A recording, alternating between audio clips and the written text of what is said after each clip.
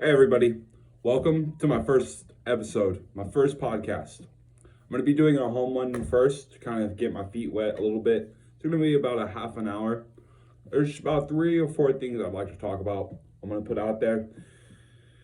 Number one, audio. This might be the only one for now that it is just myself.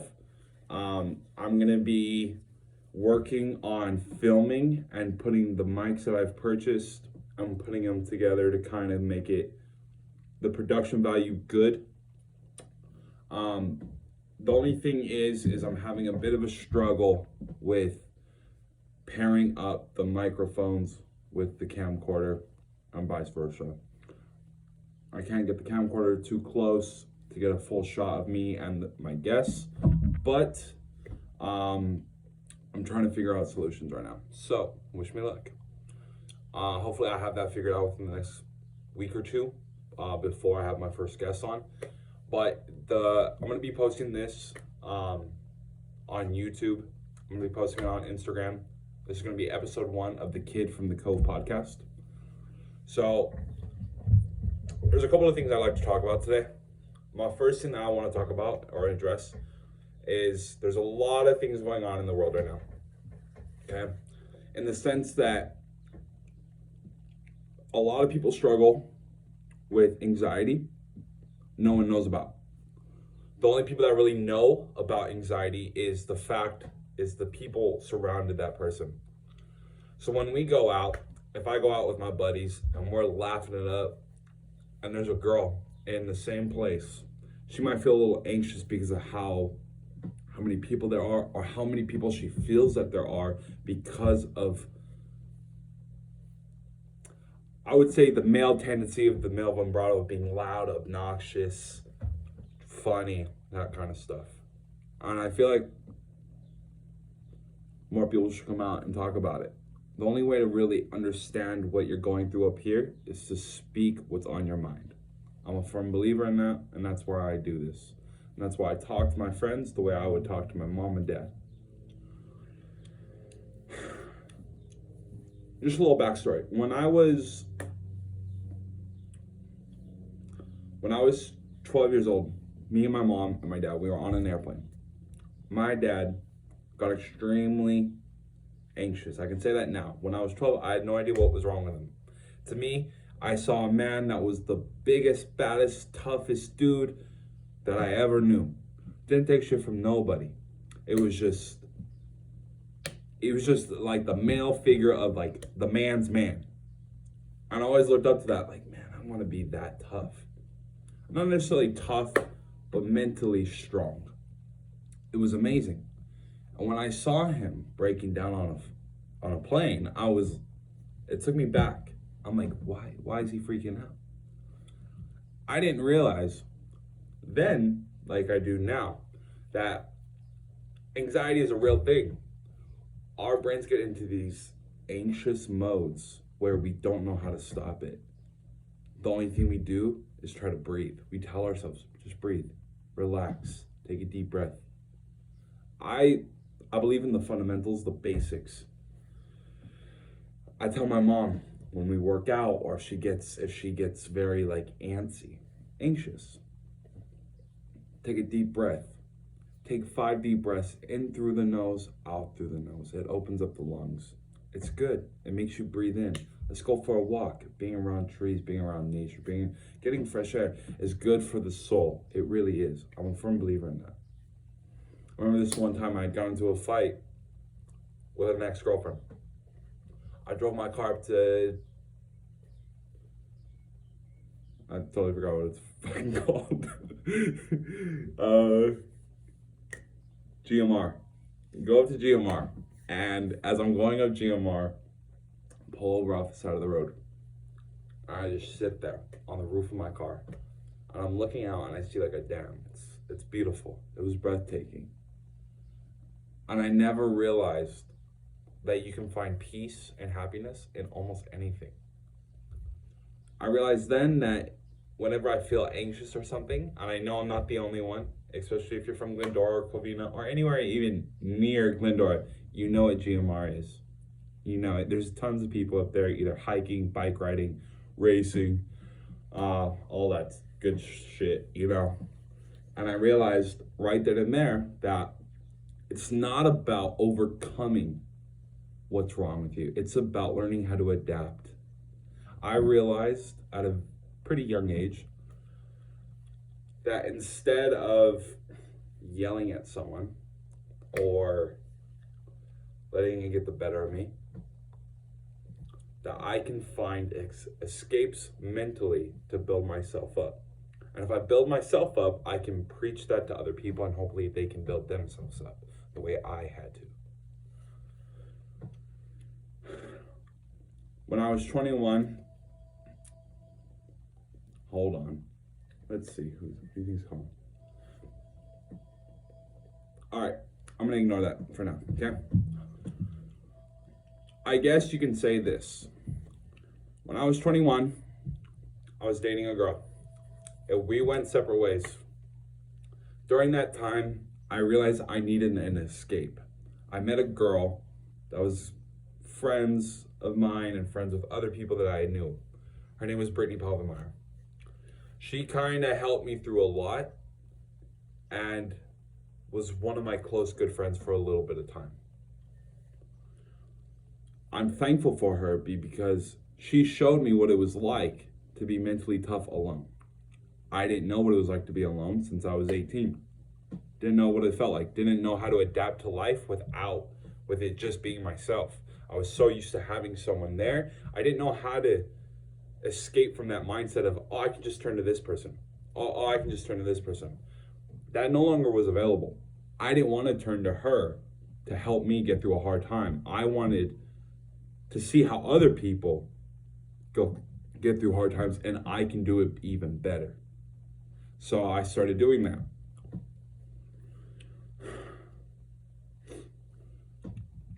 I started kickboxing. When I started kickboxing, I was absolute garbage. I look at old pictures of myself during that time of my life. I look at old videos during training sessions when I just started. I was absolute fucking dumpster fire. Literally. It's ironic because I look at that, right? And personal growth, even as in boxing or mixed martial arts, or me as a man, me as a human being, constantly evolving. I'm never going to be okay with just standing still. That's why I'm glad for this quarantine, because it's helped me realize where I was and where I want to be. Massive difference. So when I say that I was garbage, if I look at myself when I was 21, and then I look where I'm at today, the me today is 10 times better than I was then, and the me today would whoop that Lewis's ass all day long. And I'm thankful for that, and I believe in myself, and I believe that 4 years from now when I'm 29 or 30, 29 and 30-year-old Lewis is going to be way better than the man I am today, and 29 and 30-year-old will be able to whoop 25-year-old Lewis's ass. That way I can constantly keep up telling my mind, don't ever fucking stop at just being Yeah, you got over one hump, but do you ever even want to see that hump again? No, I want it to be so far in my rearview mirror that I don't even think about that. A lot of people helped me during that time. When I was 21, I had friends, but not really. I had friends that were my friends during that time, but true friends will stand by your side no matter what. And that's why I give a big shout out to my boy Carlos. That boy has been my best friend since I was 13 years old. We used to hate each other. He wanted to beat my ass. Wanted to. Keyword. And he used to get in a lot of trouble. I would get a lot in trouble too. We'd get in trouble together. Stuff happened when we were teenagers. He went his way in life, I went my way in life. We became close again when we were 17. juniors and seniors in high school. He moved to Arizona right after high school, and now he's serving the country by being in the military. When I look back to see where we were when we were kids to where we are today, I don't think anyone from our school, let alone us, thought we would be where we are today. I know we still live at home. I know, I just speak for myself. I know I still live at home with my mom and pops. And I don't want to make excuses for that because I am 25. But at the same time, I think about where I want my life to be in 5 years. I'm living at home now, so that 5 years from now, I can own my own home. Plain and simple. But that's my goal.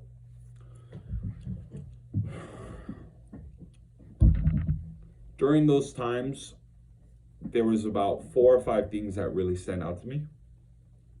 Number one, my mom got ill. My mom is by far the strongest woman I've ever met, and by far my biggest supporter that I'll ever know. No matter how much a woman, how can I say this? No matter how much I believe a woman will love me one day for who I am in the future when I get married one day, no matter if she wants to have a family with me, whatever the case may be, I'm a firm believer that my mother will always be my best friend. No one will ever replace my mom's spot. Reason being is I've seen my mom, I was thinking about this last night. I've made so many mistakes in my lifetime to see my mother cry. And it breaks my heart. It really, it breaks your heart to a point where you almost feel like a failure because you would hate to see your mother cry. I think my mom is the nicest, hardworking, sweetest, most beautiful woman I've ever met, and I love my mom. So to see her cry because of my mistakes, knowing how she raised me to be, it hurts. It truly hurts. And going through stuff in the past with relationships, I had to see going through what I put myself through, I don't blame anyone else except for myself because I am just as in fault as anyone. My mother, I'll never forget this. I was 24. I came home after me and my ex going our separate ways. And I remember sitting in my backyard thinking, I don't want anyone to talk to me, I just want my dogs. I don't know why. I just wanted my dogs to be around me and just, because I knew that they would, for some reason, relax me. I knew I was anxious. I knew my mind was in a fucking hamster wheel of emotions. I remember just wanting to be around my dogs, and I go out there and I start crying. And I don't know if I was crying because of a loss. I don't know if I was crying because I was disappointed with myself. I don't know if I was crying because I was disappointed with her and I don't know if I was crying because I took responsibility. I blame myself. I don't know if I was crying because I didn't know what life was like just by myself. As much as I went through when I was 21, I went through the same thing when I was 24. I thought from 21 to 24 I was mentally stronger, and I was not. And you don't know you are until you go through the same thing. Then you can really evaluate on what happened.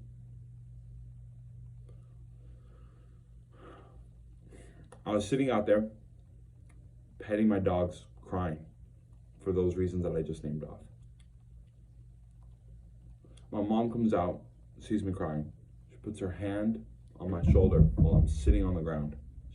She's standing over me, and she puts her hand on my shoulder, and she goes, Lou, why are you crying?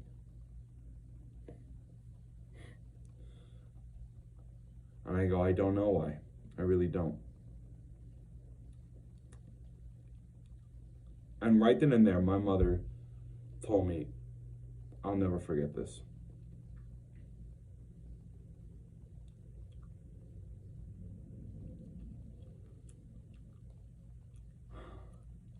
She goes, Lewis, time will pass. You will evolve. New people come along and new people leave. That's up to you to decide to pull yourself up when you're down like this.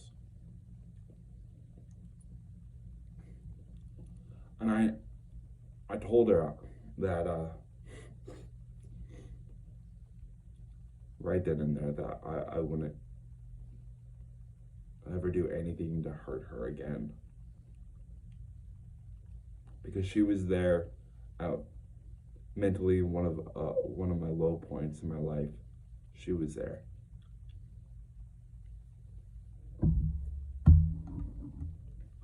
I've never been more thankful for anyone more than my own mother. But during these times, I look back on those and I realize how strong I am today. The man today would never cry for those reasons back then.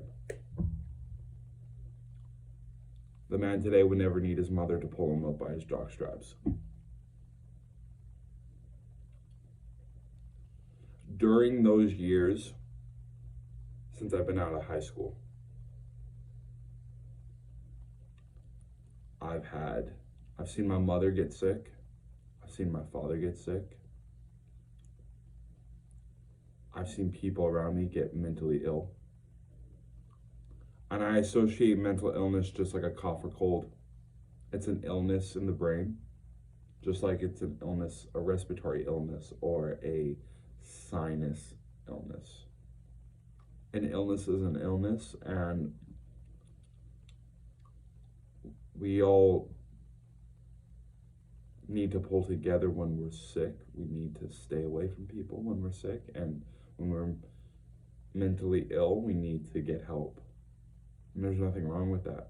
That's what it's there for. Just like cough medicine is there.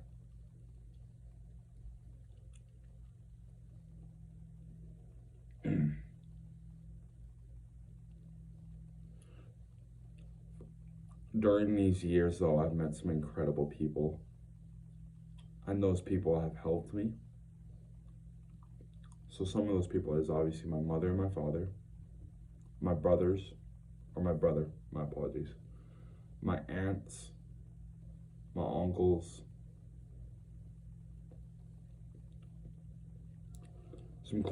a lot of close friends of mine.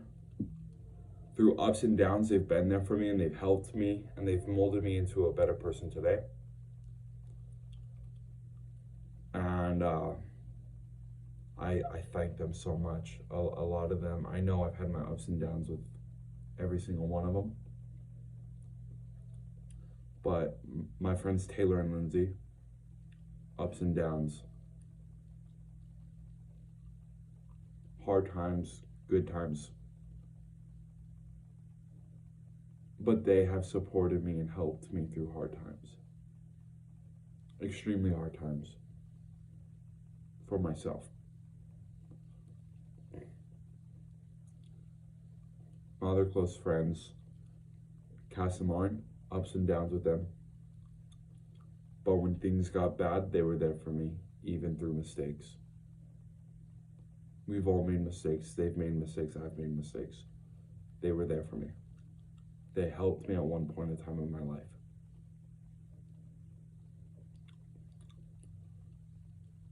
A couple of old friends from back in the day. I'm not friends with them much anymore, but I'm still thankful for them. Brittany Pavamar, Amanda Krepka. They have helped me back then when I was a kid tremendously. Some of my new friends, James, Tony, Andy, Izzy, Taryn, Netta. They've all helped me a ton.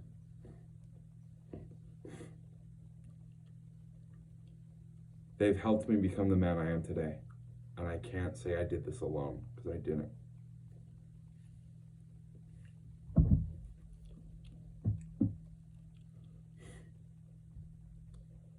Some old friends,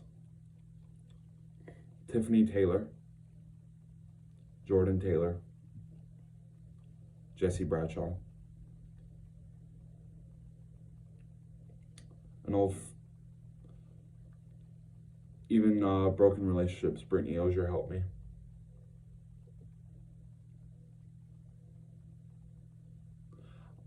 I know it comes with a lot of pain, and I know it comes with a lot of grief and anguish from the past, but without that, I wouldn't be half the person I am today. And I hope talking about it and having a dialogue, people understand that it's okay to not be okay. Almost every night around 9 p.m., 9:30, 10, right before I go to bed,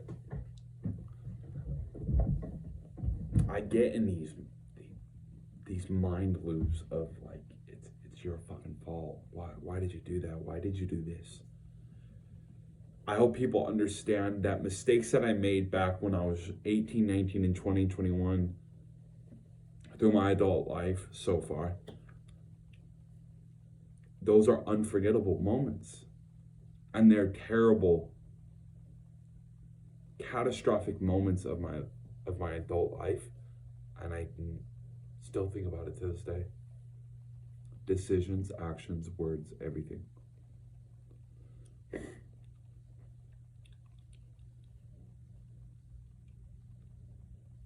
It breaks my heart to know that I might have hurt people that can now be damaged the way I was and the way I am. I want you to know that it's okay to look back and understand what you've done wrong. There's nothing wrong with understanding a mistake you've made and wanting to be a better person than you were when you made that mistake. I'm tremendously thankful for all of those people. No matter what happens in my life, I will never forget them. Because they've taught me life lessons that I will take on and hopefully push out for other people to know and see. A couple of things that I'm thankful for during this quarantine is that I have dedicated my time and effort into weight loss. I started training for an MMA fight back in November for a fight, I believe it was in March. Well, we all know what happened in March. I remember working my butt off to get my weight down. I was 273 pounds. I weighed myself this morning. I'm 238 pounds. I'm more than glad that I put myself in a life-changing circumstance. Started meal prepping. Started working out every day. And now I don't look back.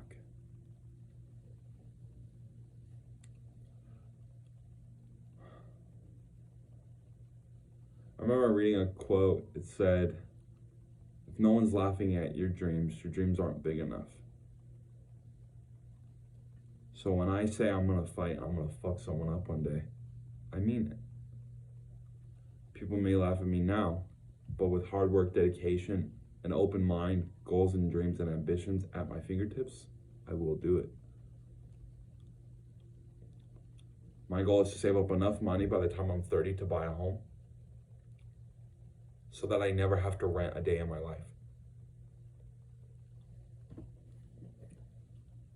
A goal of mine is to have a discussion, an open dialogue on anxiety and depression, and know that it's okay. Even the most confident, cocky motherfuckers out there still go through moments like that. I am one of the most ambitious and positive, outgoing people I know when my mind is right. Most people would agree with me. And I don't mean to toot my own horn right now, but I believe that. But when I think about past mistakes, when my mind gets into a state of depression, anxiousness, I'm not that person. You have to remember, people online and social media, we live in a time that you want people to see what they want to see. It's propaganda. It's all bullshit. Some people are like that. Okay? By doing this, by me telling you, I fucked up when I was 21. I fucked up when I was 20.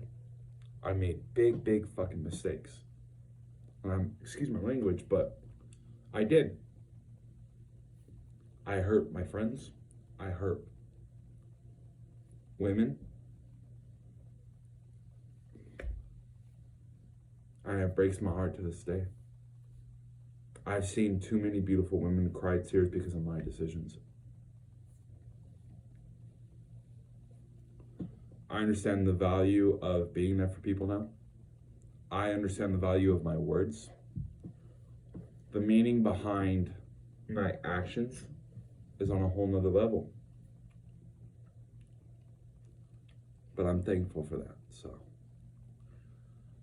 I would like to say thank you to everyone that has reached out to me about my podcast. I'm going to be editing this for audio reasons. But I want everyone to know that I'm thankful for the people that have been there for me and for all the people that I just named off. I want to say thank you.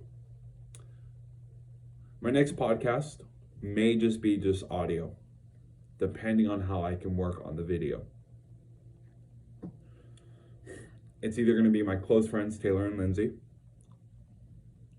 or it's going to be the two women that I announced yesterday from the True Colors podcast. Brittany Walter and Megan Lauer. I look forward to sitting down with you guys, and I hope you enjoyed this, but I'm going to be going ahead and posting this on Instagram and YouTube. But I hope all of you have a good day, stay blessed, pray for forgiveness, and understand it's okay to not be okay. Goodbye, everyone.